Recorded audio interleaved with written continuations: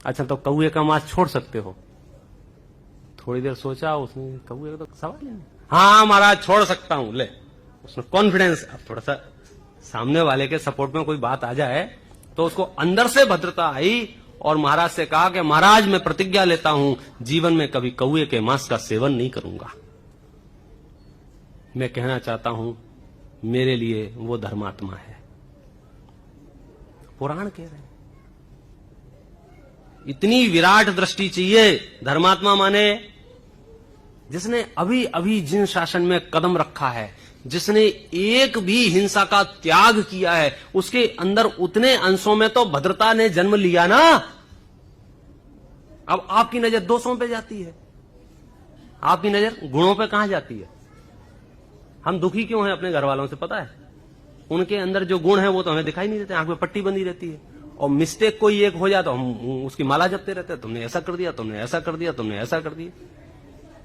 तो हमने जब कहा कि वो धर्मात्मा है तो आप क्या कर रहे हो? पंडित जी वो तो मांस खाता है। अरे मैं मांस खाता है इसकी बात ही नहीं कर रहा हूं।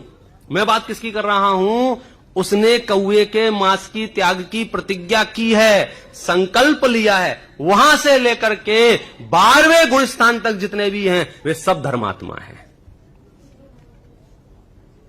मतलब आप समझे, मेरे घर में जितने सदस्य हैं वे धर्मात्मा हैं। उनकी सेवा करने से धर्मात्माओं की सेवा का पुण्य लगता है।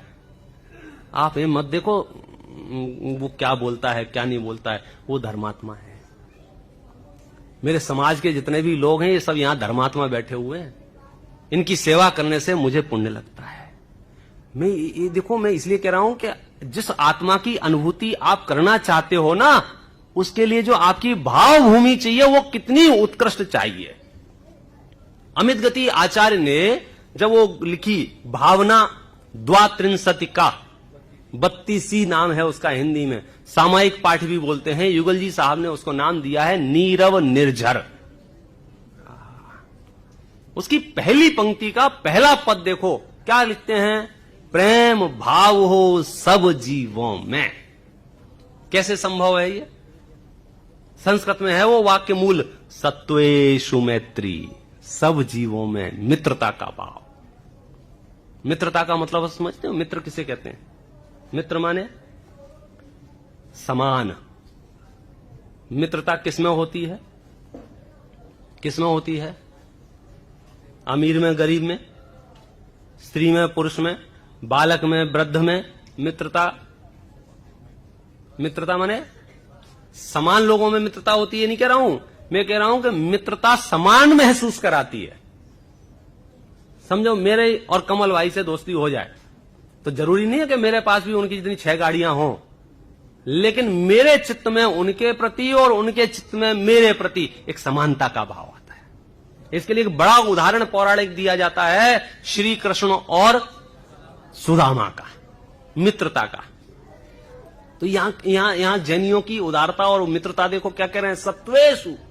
इस धरती पर जितनी भी सत्ताएं हैं चैतन्य की, उन सब चैतन्य सत्ताओं के प्रति मैत्री भाव। यहां से आपका धर्म शुरू होगा भाई साहब, सबके प्रति मैत्री भाव। गुरुदेव श्री के जीवन में ये वाक्य सैकड़ों बार सुना होगा आपने, बधा भगवान छे न बधा भगवान था। इट मीन्स सत्वेषु मैत्री। ये नहीं बोलता कि मैं मोक्ष जाऊंगा, सब मोक्ष जाएंगे, मैं भगवान हूं, ये नहीं, सब भगवान है। दूसरा पद है कि ये जो सबसे आपने मित्रता की है ना, इनमें से कुछ लोग गुणवान होंगे। अगला पद है, आप प्रमोद भाव रखो। यदि आपसे किसी ने 2 शास्त्र अधिक पढ़े हैं, यदि आपसे किसी के पास 2 व्रत ज्यादा हैं, यदि आपसे कोई अधिक धर्मात्मा है, आपसे कोई अधिक जानता है, आपसे उम्र में बड़ा है, तो आप उसके प्रति प्रमोद का भाव रखो। फिर बीच में आपने पूछा कि उनका क्या करूं जो बेचारे दीन हैं, दुखी हैं, परेशान हैं, रोगी हैं। करुणा स्रोत बहे दुखियों पर, कारुण्य भावना रखो। और बोले कुछ लोग बहुत पापी हैं, दुष्ट हैं, दुर्व्यवहार करते हैं, उनका क्या करें? माध्यस्थ भावम विपरीत वृत्तौ। जो विपरीत वृत्ति वाले हैं उनके प्रति माध्यस्थ भाव रखो। ये 4 भावनाएं जिसको समझ में आ गई, मानो उसने जैन शासन की जीवन शैली सीख ली। इतना सरल है। क्या करना है? सब जीव जितने भी हैं सबके प्रति कौन सा भाव? मैत्री भाव। उनमें से जो गुणवान हैं उनके प्रति कैसा भाव?